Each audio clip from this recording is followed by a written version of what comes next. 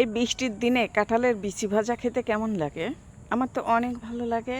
সেই জন্য এই যে চলে আসছি রান্নাঘরে কাঁঠালের বিচি ভাজার জন্য।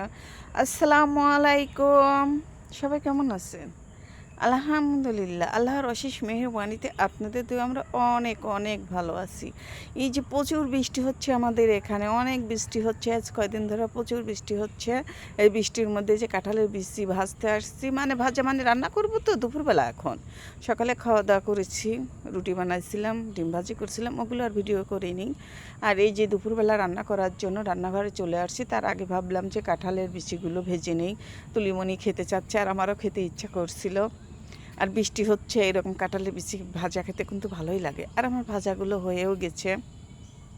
আর আমার রান্নাঘর ভাঙায়, যে চতুর্দিক দিয়ে ভাঙা, মানে ফুটে ফুটে পানি পড়ে রান্নাঘরের অবস্থা খুবই খারাপ।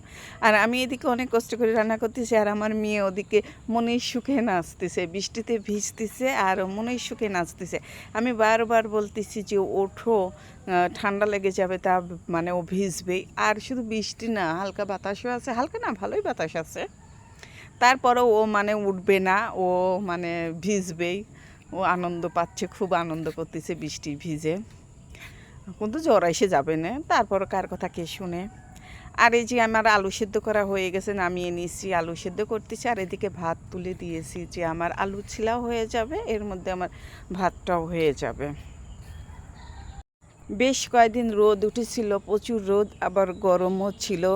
আর শুধু আল্লাহকে বলছি, আল্লাহ একটা বৃষ্টি দাও, একটা বৃষ্টি দাও, এত গরম পড়তেছে, আল্লাহ তুমি কি বৃষ্টি দিবে না, বর্ষা হবে না? তো দেখো কি ইনশাল্লাহ আল্লাহ এমন বৃষ্টি দিয়েছে, টানা কয়েকদিন ধরে বৃষ্টি হচ্ছে, আর বিরক্ত লেগে যাচ্ছে। আর বলছি কবে রোদ বের হবে, কবে রোদ বের হবে, আর ভালো লাগতেছে না।